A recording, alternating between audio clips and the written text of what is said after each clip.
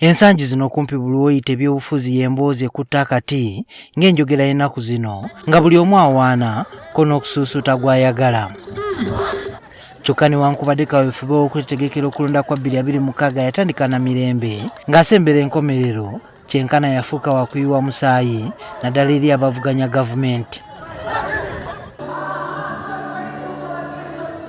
Kati kubigenda mu maaso mu nsiko y'ebyobufuzi, omusumba omukulu w'ekkanisa ya Victory Christian Center mu Ndeeba Joseph Sserwadda kwasimbuliza enjiri gy'abuulidde abakkiriza abakuŋŋaanidde ku kkanisa eno olwaleero.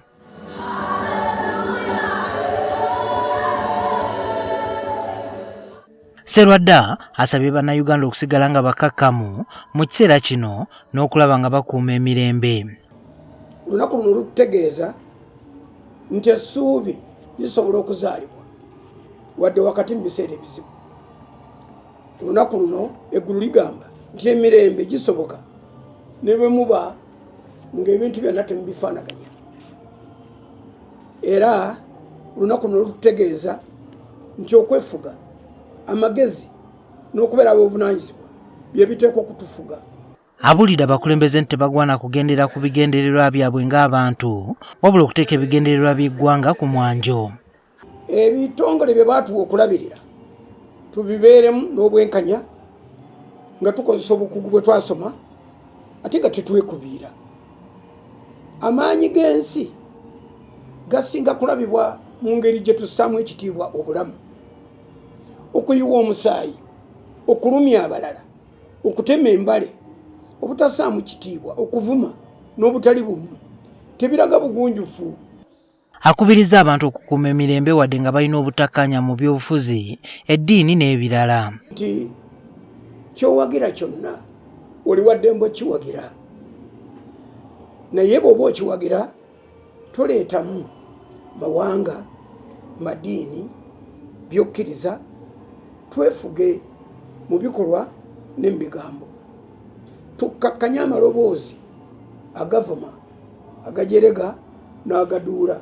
Agambye nti omuntu okulondawo emirembe si kabonero ka bunafu wabula okufuga amaanyi g'abantu abalina obuyinza. Ate yakulira oludda oluvuganya gavumenti Joel Ssenyonyi asabidde ku kkanisa ya St. John's Church of Uganda ekiwatule nga werekeddwako mukyala we n'abamu ku bakulembeze mu NUP. Ssenyonyi asabye abalafuubanira emirembe mu ggwanga obutakoma ku kyakusaba bannayuganda kubeera ba mirembe wabula bagambe ne kubakuuma ddembe abeefunyiridde okutuntuza bannayuganda naddala bali ku ludda oluvuganya mu kalulu akagenda mu maaso. Omanyi ensangi zino waliwo abakubiriza bannayuganda mbeere ba mirembe. Ekyamazima bannayuganda ba mirembe, abatali ba mirembe be bamukwata mundu ne bakuba abantu, ne batta be basse, ne batulugunya abantu, ne bawamba be bawambye. Kati abo be tulina okusaba ennyo babeere ba mirembe. Nti Uganda nsi yaffe era kitukakatako okulaba nga tutereeza obukulembeze bwayo era nga obuvunaanyizibwa obwo buli mu mikono gyaffe. Christmas ya leero empadde ekyokuyiga ky'amaanyi nnyo nti omuntu asobola okuweereza ate n'agenda n'awummula mu mirembe nga musanyufu nnyo nga tatidde namu nti nabagenda okumuddira mu bigere tebajja kusobola kuweereza abantu nga babadde abaweera. Ono wabula asabye bannayuganda obutatiisibwa mu biseera bino ebyakalulu kasita baba ku kituufu nga tebamenye mateeka. Tuleme kutya kubanga kino kye tukola kiri mu mateeka, kikkirizibwa mu mateeka.